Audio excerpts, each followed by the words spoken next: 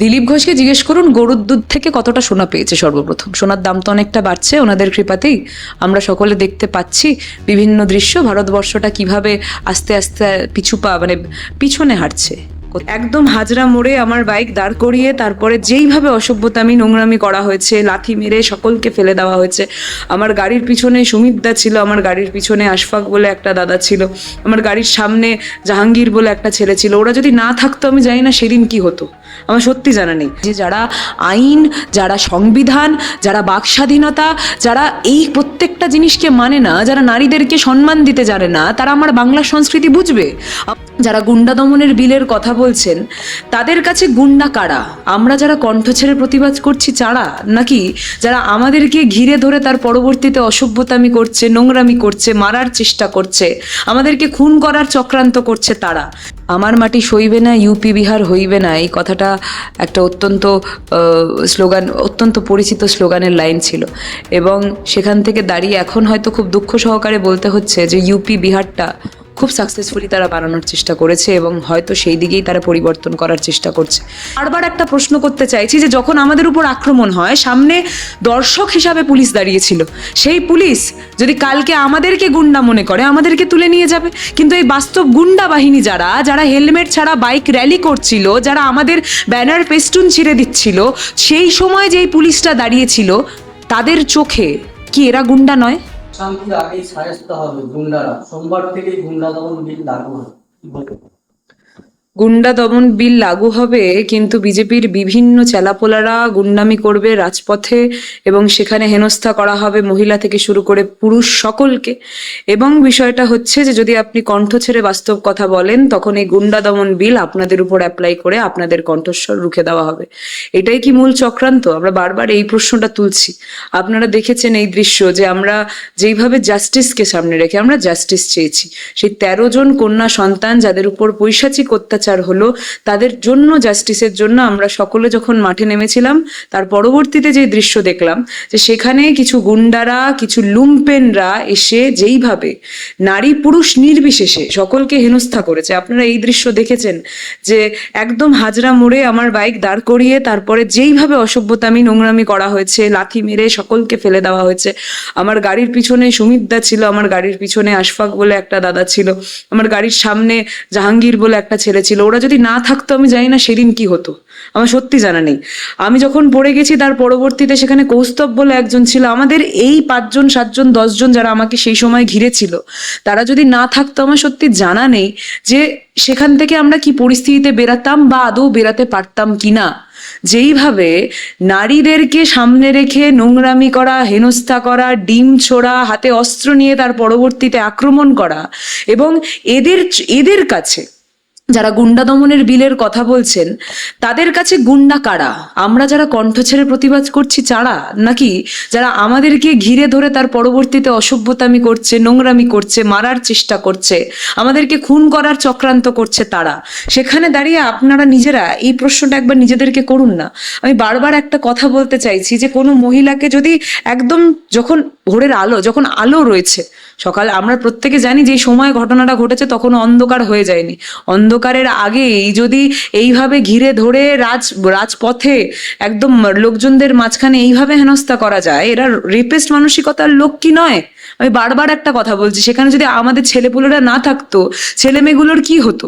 আমরা এই দৃশ্য দেখেছি, যারা আমার সাথে ছাত্র সভাপতি যিনি ছিলেন প্রিয়াঙ্কা অধিকারী, ওনার পায়ের উপর কন্টিনিউয়াস আক্রমণ করা হয়েছে, কন্টিনিউয়াস মারা হয়েছে।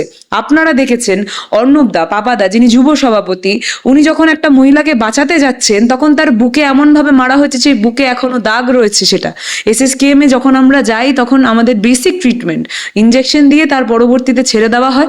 কিন্তু এই যে গোটা দৃশ্য, এই জিনিসগুলো তো বাস্তব, আপনাদের ক্যামেরা ফুটেজে উঠে এসছে কিভাবে ছেলেপুলেদেরকে মাটিতে ফেলে তার পরবর্তীতে মারা হয়েছে। আপনি দেখেছেন যে একটা পোর্শন এরকম রয়েছে, আমি বাইকটা নিয়ে যাচ্ছি, বাইক থেকে পিছনে সুমিত বলে আমার একজন সহকর্মী সহযোদ্ধা ছিল, তাকে টেনে নামিয়ে তার পরবর্তীতে মুখে লাথি মারা হয়েছে। মুখে লাথি মেরে সে যদি মারা যেত। গুন্ডা বাহিনী কারা? এই জিনিসটা স্পষ্ট করতে হবে। পুলিশের হাতে সেই জোর দিয়ে যে যাকে তাকে তারা যদি মনে করে যে তারা গুন্ডা বাহিনী, তাদেরকে তুলে নেওয়া যাবে। আমি বারবার একটা প্রশ্ন করতে চাইছি যে যখন আমাদের উপর আক্রমণ হয়, সামনে দর্শক হিসাবে পুলিশ দাঁড়িয়েছিল, সেই পুলিশ যদি কালকে আমাদেরকে গুন্ডা মনে করে, আমাদেরকে তুলে নিয়ে যাবে। কিন্তু এই বাস্তব গুন্ডা বাহিনী যারা যারা হেলমেট ছাড়া বাইক র্যালি করছিল, যারা আমাদের ব্যানার পেস্টুন ছিঁড়ে দিচ্ছিল, সেই সময় যেই পুলিশটা দাঁড়িয়েছিল, তাদের চোখে কি এরা গুন্ডা নয়? নাকি বড় সাহেবের আদেশ অনুসারে এরাই হচ্ছে সবচেয়ে দুধে ধোয়া তুলসী পাতা? আমরা বারবার একটা জিনিস বলতে চাইছি যে কণ্ঠ রোধ করার জন্য কোনো বিল পাশ করা হচ্ছে বিধানসভা থেকে, কিন্তু কি জানেন তো, যখন অপরাজিতা বিলের কথা আমরা বলেছিলাম, সেই অপরাজিতা বিল তো কোনো ব্যক্তিকেন্দ্রিক ছিল না। অপরাজিতা বিল ছিল যাতে রেপের মতো ঘটনা, নোংরা জিনিস রোখা যেতে পারে।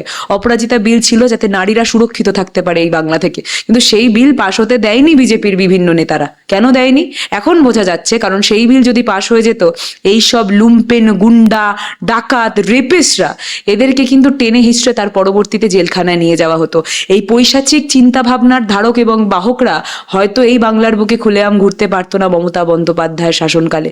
এবং সেই জন্যই, যাতে সেই জিনিসটা রোখা যায়, তার জন্যই কিন্তু অপরাজিতা বিলটাকে ক্যান্সেল করা। তার পরবর্তীতে এখন তো যা সরকার দেখতে পাচ্ছি, তারা তো এই গুন্ডাদের মাথায় মুকুট পড়াচ্ছে যে একটা মহিলা বা 10টা মহিলাকে তারা হেনস্থা করে এসছে। এই জিনিসটা আমার বাংলার দৃশ্য হতে পারে না। আগামী দিনে এই জিনিসটা আমরা সকলে সম্মিলিতভাবে রুখে দাঁড়াবো। রাজ্যের 2 মাসের সরকার এর মধ্যে 10টি বেশি নারী নির্যাতন ঘটনা ঘটে গেছে। এটাই কি বাংলার নারী সুরক্ষা? তাই তো মনে হচ্ছে। আমার মাটি সইবে না, ইউপি বিহার হইবে না, এই কথাটা একটা অত্যন্ত পরিচিত স্লোগানের লাইন ছিল। এবং সেখান থেকে দাঁড়িয়ে এখন হয়তো খুব দুঃখ সহকারে বলতে হচ্ছে যে ইউপি বিহারটা খুব সাকসেসফুলি তারা বানানোর চেষ্টা করেছে এবং হয়তো সেই দিকেই তারা পরিবর্তন করার চেষ্টা করছে। কিন্তু আমি এখনো বিশ্বাস রাখি এই বাংলার মাটি এবং এই বাংলার মাটির প্রত্যেকটা সন্তান কিন্তু প্রতিবাদ করতে জানে। আপনারা সেই প্রতিবাদের কণ্ঠস্বর দেখেছেন। আপনারা দেখেছেন যে মাঠে ময়দানে পড়ে থেকে তার পরবর্তীতে লড়াই করতে আমরা কিন্তু কেউই দ্বিধাবোধ করি না। আমাদের আগামী যে প্রজন্ম রয়েছে, তারা না হয় এই লড়াইটা দেখে শিখুক, তারা না হয় লড়াইটা করুক। এবং বারবার একটা কথা বলতে চাই যে 10টার বেশি, আমি স্পেসিফিক সংখ্যা বলছি, প্রায় 14খানা। এই 14খানা সংখ্যার মধ্যে যখন সেটার জন্য আমরা প্রতিবাদে মাঠে নামছি, তখন দেখতে পাচ্ছি সমান দৃশ্য রিপিট করার চেষ্টা হচ্ছে।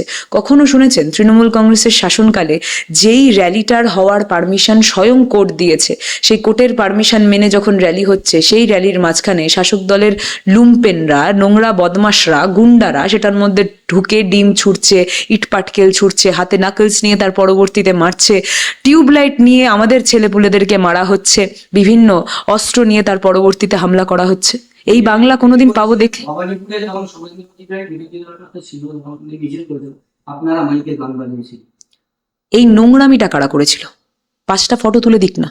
আমি তো বলছি, সেখানে ওনাদের কাছে তো অমিত মালব্য রয়েছেন, যিনি ওনাকে বলা হয় যে উনি মিথ্যা প্রচারের ফ্যাক্টরি। তা ওই হোয়াটসঅ্যাপ ইউনিভার্সিটির কোন তথ্য উনি পেশ করে তার পরবর্তীতে এইসব বক্তব্য রাখছেন, সেই জিনিসটা একটু স্পষ্ট করে দিক না। আমরা তো সেই কথাটা জিজ্ঞেস করছি। আমরা বারবার একটা কথা বলছি যে সকাল থেকে সেই রাস্তায় মাইক বাজানোর পারমিশন কারা দিয়েছে? যেই রাস্তা কোর্টের পারমিশন অনুসারে যে গোটা লেনটা খালি রাখার কথা ছিল, সেই লেনের মধ্যে ছোটা হাতি করে এই গুন্ডাদেরকে ঢুকিয়েছে কারা? কারা সেই গুন্ডাদেরকে প্রত্যেকটা মোড়ে মোড়ে দাঁড়াতে অ্যালাউ করেছে? কারা হাজরা একদম মোড়টাতে, যেই জায়গায় আমাদের মিছিল শেষ হওয়ার কথা, সেই জায়গায় বিজেপির একটা মঞ্চ বেঁধে তার পরবর্তীতে এই হুলিগানিজম, এই নাচ গানা এবং রাস্তাটাকে পুরোপুরি অবরোধ করার পারমিশনটা দিল? এই প্রশ্নগুলো তো একদম বাস্তব প্রশ্ন। এটা তো শুধুমাত্র তৃণমূল কংগ্রেসের প্রতিনিধির প্রশ্ন নয়, এটা তো প্রত্যেকটা ব্যক্তির প্রশ্ন, প্রত্যেকটা সাধারণ সমর্থক, প্রত্যেকটা জনগণের প্রশ্ন যে যখন প্রতিবাদটা হচ্ছে, প্রতিবাদটা কিসের জন্য হচ্ছিল সেই জিনিসটা বুঝতে হবে। নারী সুরক্ষার পাশে দাঁড়ানোর জন্যই তো হচ্ছিল। অবশ্যই হাইকোর্টকে অমান্য করেছে তারা। আমরা বারবার একটা কথা বলছি যে যারা আইন, যারা সংবিধান, যারা বাক স্বাধীনতা, যারা এই প্রত্যেকটা জিনিসকে মানে না, যারা নারীদেরকে সম্মান দিতে জানে না, তারা আমার বাংলার সংস্কৃতি বুঝবে? আমার বাংলাটাকে ইউপি বিহার বানিয়ে দেওয়ার যে ক্রমাগত চেষ্টা চলছে, সেটাকে আমি ধিক্কার জানাই। এবং বারবার একটা কথা বলবো যে নারীদের বুকের উপর পা রেখে, তাদের কণ্ঠটা দাবিয়ে দিয়ে, তাদের পায়ের উপর বুট দিয়ে আক্রমণ করে, তাদের গাড়ি ঠেলে ফেলে দিয়ে, তাদের সহকর্মী সহকর্মীদের উপর নোংরা আক্রমণ করে এইভাবে যদি আপনারা মনে করেন কণ্ঠস্বর দাবিয়ে দেবেন, সেটা কিন্তু সম্ভব নয়। আমি বারবার একটা কথা বলেছি, সেই হাজরা মোড় মমতা বন্দ্যোপাধ্যায় যখন লড়াইটা করেছিল, সেই লড়াইয়ের ইতিহাস কিন্তু সেই হাজরা মোড়ের বুকে এখনো কিন্তু রয়েছে। সেই লড়াই, সেই হাজরা মোড়ে আবারও যে নোংরামি আপনারা করলেন, এই প্রত্যেকটা নতুন জেনারেশনের মুখ যারা যারা মমতা বন্দ্যোপাধ্যায়ের আদর্শকে এগিয়ে নিয়ে যাচ্ছেন, তৃণমূল কংগ্রেসের পতাকাটাকে এগিয়ে নিয়ে যাচ্ছেন, আপনারা মনে করেন তারা আপনাদের এই ডিম, আপনাদের হাতে উঠে আসা অস্ত্রগুলোকে ভয় পায়? আমরা বন্দুকের নল বা আপনাদের হাতের ডিম কোনোটাকেই আমরা ভয় পাই না। সেটাকে উপেক্ষা করে আমাদের লড়াইটা যেইভাবে চলছিল সেইভাবেই কিন্তু আগামী দিনেও চলবে। যতই আক্রমণ করুক, এই লড়াইয়ের অদম্য জেদকে আপনারা ভাঙতে পারবেন না, এইটুকুনি আমি বলতে চাই। আমি তৃণমূলের চোখে বিজেপির আইডিওলজি শিখেছি, বিজেপিতে যোগদানের পরে সুস্মিতা দেব। সুস্মিতা দেব কি বললেন না বললেন, এখন ওনাকে ওখানে মানে উনি যেখানে গেছেন, যে শিবিরে গেছেন, ওনার কাছে ভালো পয়েন্ট কামানোর জন্য তার পরবর্তীতে বিভিন্ন বক্তব্য রাখতে হবে, সেই বক্তব্যই উনি রাখছেন। তো সেখানে দাঁড়িয়ে ওনার বক্তব্যকে সামনে রেখে তার পরবর্তীতে আমাদের কাউন্টার বক্তব্য রাখার কোনো মানে হয় না। যিনি বিক্রি হয়ে গেছেন, উনি নিজের শিরদাঁড়াটা বেচে দিয়েছেন, আর শিরদাঁড়াহীন কোনো ব্যক্তিকে নিয়ে মাথায় তুলে তার পরবর্তীতে প্রশ্নের উত্তর দেওয়া, সেটা আমি মনে করি এখন সময়টাকে ভুল জায়গায় ব্যয় করা। অনেক বিষয় রয়েছে যেগুলো নিয়ে কথা বলা, মাঠে নামা এবং এই লড়াইটাকে চালিয়ে যাওয়ার বিষয়কে কেন্দ্র করে আমাদের সকলকে মাঠে নামতে হচ্ছে এবং কণ্ঠ তুলতে হচ্ছে। তো আমাদের কণ্ঠটা অন্য কোনো ফালতু বিষয় নিয়ে ব্যয় করতে আমি অন্তত পছন্দ করব না। এখন আমি সুস্মিতা দেবকে বলবো, উনি আমার থেকে সিনিয়র, আমি ওনাকে বলবো যে একটার পর একটা নারী নির্যাতনের যেই ঘটনাগুলো ঘটছে, আপনারা সেইগুলো নিয়ে মাঠে নামুন না, সেইগুলো নিয়ে কথা বলুন না। সেইগুলো নিয়ে কেন মৌনব্রত পালন করছেন? বড় সাহেব আদেশ দিয়েছে, তাই জন্যই মৌনব্রত পালন করতে হচ্ছে। মহুয়া মৈত্রকে নিয়ে উনি একটা কথা বলেছেন, মহুয়া মৈত্র তো বাঘিনীর মতো বুক ঠুকে লড়াই করে যাচ্ছে, আপনি তো পালিয়ে গেছেন। আপনাদের মুখে এইসব কথা শোভা পায় কি? যারা পালিয়ে গেছে, যারা কাপুরুষের মতো পিঠ দেখিয়ে পালিয়ে যায়, তাদের মুখে এইসব শোভা পায় না। মহুয়া মৈত্রর পা ধোয়া জল অনেককেই খেতে হবে এখন, সেই জিনিসটা অন্তত বুঝতে পারছি। যারা মহুয়া মৈত্রকে অসম্মান করেন, যারা নারীর এই তেজকে অসম্মান করেন, যারা মা দুর্গার শক্তিকে অসম্মান করেন, তারা যাই হোক, একটা কি জানেন তো, যেমন মা দুর্গাও নারী, তেমন শূর্পণখাও নারী ছিলেন। তো সেখান থেকে আমরা মা দুর্গার সেই জাত, আমরা সেই লেগাসিটাকেই ফলো করতে চাই, সেই লেগাসিটাকেই এগিয়ে নিয়ে যেতে চাই। আর যারা শূর্পণখার লেগাসিকে এগিয়ে নিতে চাইছে, তারা না হয় সেটাই করুক। পশ্চিমবঙ্গের মহিলাদের উপর আরো অত্যাচার হতে বিজেপি কি নারী সুরক্ষা দিতে পারবে? 13টা 14টা অত্যাচার হয়ে যাওয়ার পরবর্তীতে আপনাদের ঘুমটা ভেঙেছে? যখন বারুইপুরের ঘটনাটা ঘটলো, তখন আপনার এক সহযোদ্ধা লকেট দেবীকে একজন বুম ধরে প্রশ্ন করেছিল যে বারুইপুরের ঘটনাটার ব্যাপারে অবগত আপনি? বলছে বারুইপুরে কোন ঘটনা ঘটেছে আমি সেটার ব্যাপারে জানি না। বিজেপির নেতারা সেই ব্যাপারে অবগতই নয়, সেই ব্যাপারে জানেই না কিছু। এবার আপনারা নিজেরা ভেবে দেখুন তো, যেই ব্যাপারে জানেনই না, সেই ব্যাপারে আপনারা সুরক্ষা দেবেন কি করে? আগে জানুন, পড়াশোনাটা করুন। আসলে কি জানেন তো, নিজেরাই তো জানতেন না যে সরকার গড়ে নেবেন। যেইভাবে সরকারটা গড়েছেন, তার পরবর্তীতে এই হয়। হঠাৎ করেই এত বড় দায়িত্ব, সেই জায়গাটায় বসে আপনাদের লুম্পেনরা রাস্তা দখল করে নাচকোত করা ছাড়া আর কি পারে বলুন তো? একদম সোজা কথা বললাম, আর কি পারে? যদি নারী সুরক্ষার কথা বলতেন না, তাহলে আগের দিনে হাজরা মোড়ে যে ঘটনাটা ঘটেছে সেটাকে কেন্দ্র করে দুটো বক্তব্য রাখতেন, সেটার ব্যাপারে লুকিয়ে পড়তেন না। আমরা সকলে নারী, একটার পর একটা আক্রমণ যখন করা হয়েছে, সেখানে দাঁড়িয়ে মৌনব্রত পালন করেছেন। বড় সাহেবের কাছে ভালো থাকতে হবে তো। আপনাদের মুখে নারী সুরক্ষার কথা শোভা পায় না, শোভা পায় না। কাদের কথা বলছেন? কাদের কথা বলছেন আপনারা? আমাদের কথাটা হচ্ছে যে তাদের প্রশ্ন করে তার পরবর্তীতে ফুটেজ দেওয়ার কোনো মানে হয় না। আসলে কি জানেন তো, তারা বহুদিন এই দলে থেকেছিল, এই দল থেকে কিছু অর্জন করবে বলে, কিছু পাবে বলে। এখন যে দৃশ্য দেখতে পাচ্ছি, যে এই দলকে দুঃসময় ফেলে দিয়ে তার পরবর্তীতে পিঠ দেখিয়ে যারা পালিয়ে যাচ্ছে, তাদের ব্যাপারে প্রশ্ন করে নিজের এবং আমার কারোর সময়টা ব্যয় করাটা ঠিক হবে বলে আমি মনে করি না।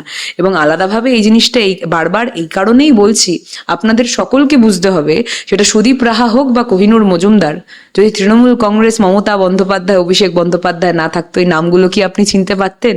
তাহলে যখন তৃণমূল কংগ্রেস, অভিষেক বন্দ্যোপাধ্যায়, মমতা বন্দ্যোপাধ্যায়ের নাম থেকে তারা সরে গেছে, তাহলে এইগুলোকে প্রশ্ন করে, এইগুলো নিয়ে প্রশ্ন করে তার পরবর্তীতে কি বলতে চাইছেন? তার থাকুক না, যেমন আছে থাকুক। তারা রাজনৈতিকভাবে সুসাইড করলেন, এই জিনিসটা দেখে খুব খারাপ লাগছে। ভেবেছিলাম যে তারা রাজনৈতিক ব্যাপারে দক্ষ, কিন্তু কি জানেন তো, যারা নিজে রাজনৈতিক মঞ্চে সুসাইড করে, সেখানে তাদেরকে নিয়ে আর অন্য কিছু বলে আর অন্য কোনো দুঃখের কারণ হতে চাই না। তাদেরকে আগামীর জন্য শুভেচ্ছা, যদি কোনো আগামী বেঁচে থাকে। আমার শেষ প্রশ্ন, অপরাধী বেড়েছে কমিউনিস্ট এবং বুদ্ধিজীবীদের জন্য, এদের মাথায় কিছু দিলীপ ঘোষ। দিলীপ ঘোষকে জিজ্ঞেস করুন গরুর দুধ থেকে কতটা সোনা পেয়েছে। সর্বপ্রথম সোনার দাম তো অনেকটা বাড়ছে ওনাদের কৃপাতেই, আমরা সকলে দেখতে পাচ্ছি বিভিন্ন দৃশ্য, ভারতবর্ষটা কিভাবে আস্তে আস্তে মানে পিছনে হাঁটছে। কোথায় আমাদের এগোনোর কথা ছিল, এখন পিছনে হাঁটছে। যাই হোক, দিলীপ বাবু হয়তো এত কিছু বুঝতে পারবেন না, এত কিছু প্রশ্ন করা হয়তো বেকার ওনাকে, কিন্তু আমি সেখান থেকে দাঁড়িয়ে একটা কথাই বলতে চাই যে উনি আগেও নারীদেরকে নিয়ে অনেক বক্তব্য রেখেছিলেন। উনি বলেছিলেন বারমুডা পরে বেরানো, আরো কত কি বক্তব্য। উনি এই কথা বলেছিলেন যে সাদা থান পাঠিয়ে দেওয়া হবে লোকের বাড়িতে। আসলে কি জানেন তো, এই মানসিকতাটা তারা বাংলার রাজনীতিতে আনার চেষ্টা বরাবরই করেছে, সেই চেষ্টাটাই এখনো চালিয়ে যাচ্ছে। এইগুলো, এই যে নোংরামি হচ্ছে, যে কিয়সগুলো হচ্ছে, এইগুলো তাদের কাছে কলার তুলে বুক ঠুকে বলার বিষয়। কিন্তু দিলীপবাবু একটা কথা বলে দিই, আমার বাংলার নারীরা, আমার বাংলার প্রত্যেকটা সন্তানরা বুক ঠুকে লড়াইটা করতে জানে। আমরা গরুর দুধে সোনা বা চোনা কোনোটাই খুঁজতে খুঁজতে যাই না। তো সেখান থেকে আপনারা যারা সেটা খুঁজতে ব্যস্ত, আপনারা যারা গরুর গায়ে হাত দিলে তার পরবর্তীতে প্রেশার বাড়ে নাকি কমে সেই জিনিসটার থিওরি কষতে ব্যস্ত, আপনারা হয় সেই জিনিসটাই করুন, রাজনীতিটা আমাদের জন্য ছেড়ে দিন। সেই জিনিসটা আপনার বিষয় নয়, এইটুকুনি বোঝা যাচ্ছে।